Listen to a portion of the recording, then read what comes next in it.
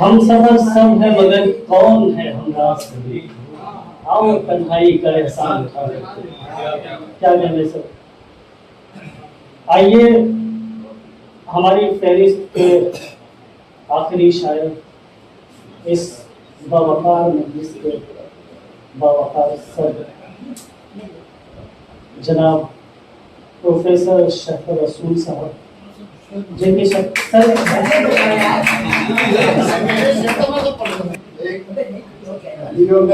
ہو رہا تھا، سید عامر صاحب وہ اس کی صدارت کر رہے تھے، الرحمان آزمی پڑھنے سیمینار تھا، اور اس میں یہ بحث شروع ہو گئی، جبکہ اس کا موضوع ہی تھا سیمینار کا۔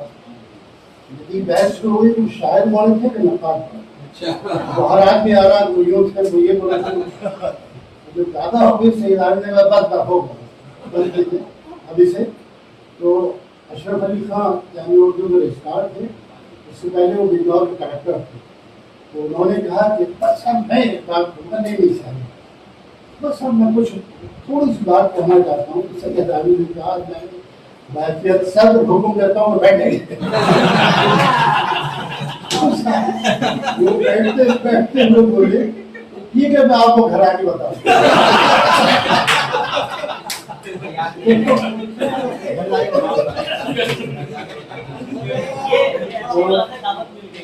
راجی صاحب اجازت ہو، دیکھیے آپ جانتے ہیں کہ مشاعرہ پولیس پبلک لائبریری میں ہو رہا ہے اور تہذیب فاؤنڈیشن کی زیر اہتمام ہو رہا ہے۔ تو پہلے جہاں تک دیکھا ہے تہذیب فاؤنڈیشن میں یہ روایت رہی ہے تو اس نے جتنے بھی نشستیں اور پروگرام کیے ہیں انہوں نے ایک معیار کا اور ایک خاص جو لطف ہے اس محفل کا، اس کا ایک نقش جو ہے وہ قائم کیا ہے، وہ آج بھی ہے۔ آپ نے دیکھا کہ ہر شاعر میں بہترین شعر پڑھا، کوئی ایک آدمی ایسا نہیں کہ جس میں خراب شعر پڑھ بھی ہوں، سب نے اچھے شعر پڑھے۔ یہ آج کی محفل کی خصوصیت ہے۔ میں چند متفرق شعر پیش کروں گا۔ ایک مرتبہ ایک شعر ملاحظہ کیجیے کہ رات کہتی ہے میرے ہاتھ میں کیا رکھا، رات کہتی ہے میرے ہاتھ میں کیا رکھا ہے، خواب سے پوچھو کبھی رات میں کیا رکھا ہے۔ رات کہتی ہے میرے ہاتھ میں کیا رکھا ہے، خواب سے پوچھو کبھی رات میں کیا رکھا ہے۔ اور شعر ملاحظہ کیجیے کہ آنکھ اطراف کے جادو سے نکلتی ہی نہیں،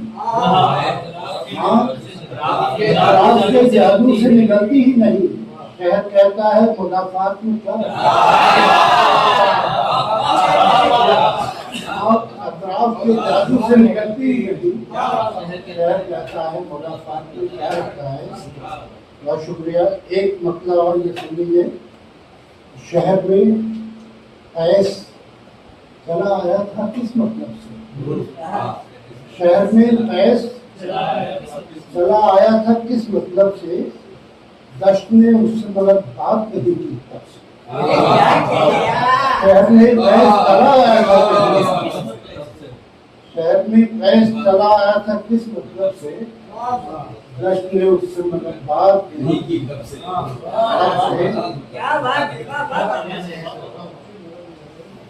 ایک شعر ایک مطلب مطالعہ کر لیجیے۔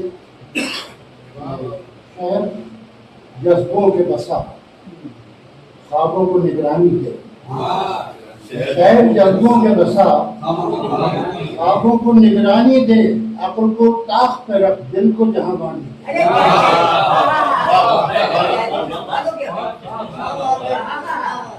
شہر جذبوں کے بسا خواب کو نگرانی دے، عقل کو طاق پہ رکھ دل کو جہاں بانی دے۔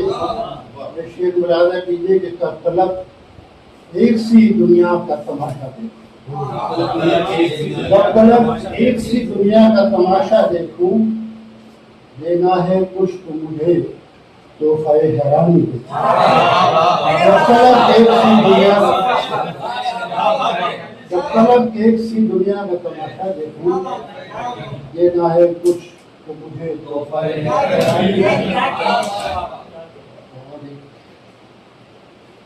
इसमें एक तीन शेर पुराने भी नजर आ गए। दादाजी ने लिखा है कि झूठी अना से जंग में यूं मुब्तला रहे, झूठी अना से जंग में यूं मुब्तला रहे, पत्थर की जद पे जैसे कोई आईना है।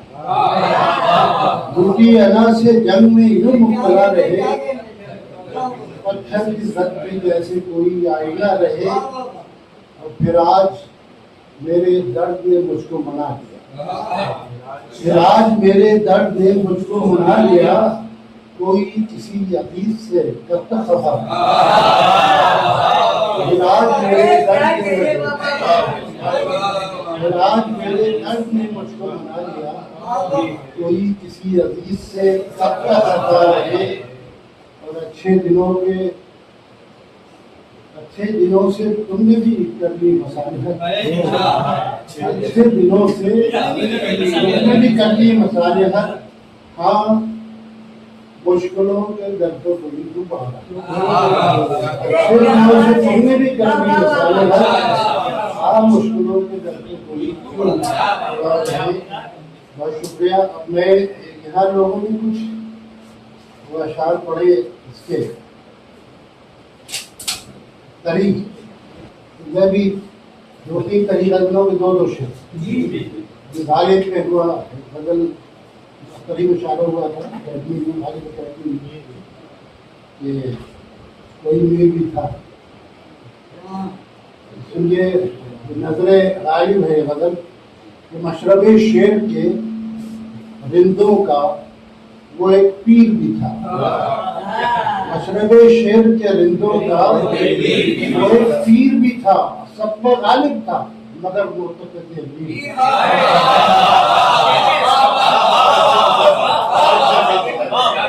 मशरबे शेर के रिंदों का वो एक पीर भी था, सब पर गालिब था मगर मुर्तकब मीर था। इसमें कमी है। हज़रत अली के सामने एक ऐसे पहलवान को लाया गया दुश्मनान की तरफ से, और ये ख्याल किया गया कि अब ये ज़ेर कर देगा। देखिए, हज़रत अली ने जब उसको ज़ेर कर लिया और वो नीचे आ गया तो उसने उसको छोड़ो। सब लोग हैरान हो गए, इसका तो कदम कर देना चाहिए था। उन्होंने कहा कि मैं अल्लाह की लड़ाई लड़ा, ये मेरी लड़ाई हो जाती है, और मैं बड़ी लड़ाई को छोटी लड़ाई में नहीं तब्दील करता। तो ये देखिए, ये शेर है कि हमने उस वक्त माफी की रिवायत डाली, हमने उस वक्त माफी की रिवायत डाली, गैर जब ज़ेर भी था और तहे शमशीर।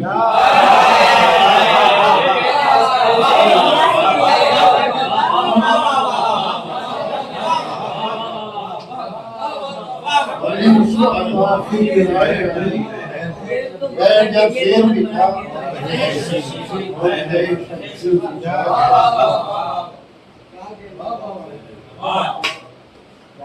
एक नुक्ता सुन लीजिए।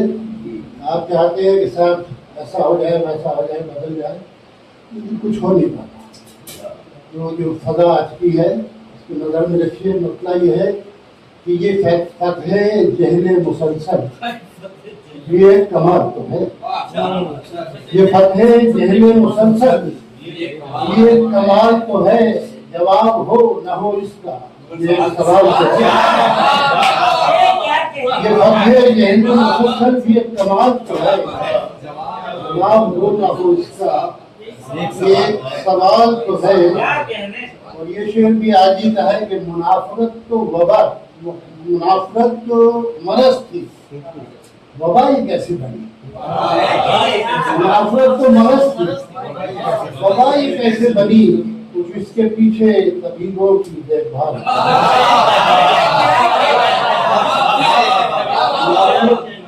मुनाफरत तो मरज थी, वबा ये कैसे बनी।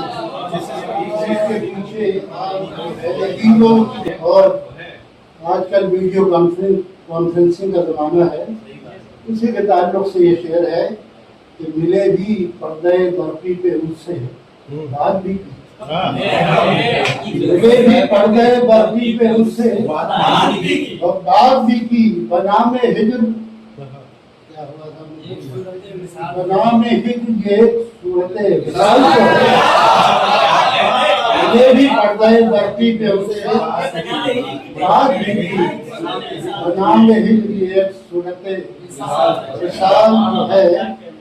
اور یہ ہے کہ بچھڑ گئے ہیں جو لمحے بچھڑنے تھے شہپر، بچھڑ گئے ہیں جو لمحے بچھڑنے تھے شہپر، بھلے ہی ہم نہ کرے ہم مگر ملال، بھلے ہی ہم نہ کرے ہم مگر ملال۔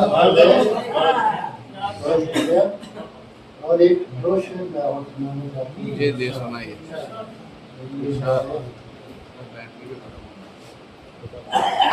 یہ جوش ملیا آبادی کے مصرے پہ یہ مشاعرہ ہوا تھا، حالانکہ ترہی غزلیں میرے یہاں بہت کم ہیں، لیکن بہرحال جب کہنا پڑ جاتی ہے تو مطلب تو یہ ہے اس کا، جوش صاحب کا مصرع تھا کہ فکری ٹھہری تو دل کو فکر خوبا کیوں نہ ہو، فکری ٹھہری تو دل کو فکر خوبا کیوں نہ ہو۔ مطلب یہ ہے راضی صاحب کہ گہرے سناٹے میں کچھ سنگن سی پنہا کیوں نہ ہو، گہرے سناٹے میں کچھ سنگن سی پنہا کیوں نہ ہو، کچھ نہ ہونے ہی میں کچھ ہونے کا امکان کیوں نہ ہو، گہرے سناٹے میں کچھ سنگن سی پنہا کیوں نہ ہو، کچھ نہ ہونے ہی میں کچھ ہونے کا امکان کیوں نہ ہو۔ یہ گرا دیکھیے کہ مست چہروں جھوٹی آوازوں سے مست چہروں جھوٹی آوازوں سے کیوں الجھے رہے، مست چہروں جھوٹی آوازوں سے کیوں الجھے رہے، فکری ٹھہری تو دل کو فکر خوبا کیوں نہ ہو، مست چہروں جھوٹی آوازوں سے کیوں الجھے رہے، فکری ٹھہری تو دل کو فکر خوبا کیوں نہ ہو۔ اور یہ شعر بھی خاص طور ملاحظہ کیجیے کہ گشتے لفظوں کے دیے سب لے کے آئے ہیں تو پھر، گشتے لفظوں کے دیے سب لے کے آئے ہیں تو پھر، میری خاموشی سے محفل میں چراغاں کیوں نہ ہو، گشتے لفظوں کے دیے سب لے کے آئے ہیں تو پھر، میری خاموشی سے محفل میں چراغاں کیوں نہ ہو۔ اور یہ شعر بھی دیکھیے میرے خیال سے میں سمجھتا ہوں کہ میری دانش تک آپ لوگ زیادہ یہاں بھی جائے آپ کو اندازہ ہوگا کہ نیا مفہوم ہے کہ ذوق جدت کے جنوں میں قتل معنی ہو تو پھر، ذوق جدت کے جنوں میں قتل معنی ہو تو پھر، شیر کے ہاتھوں میں شاعر کا گریباں ذوق جدت کے جنوں میں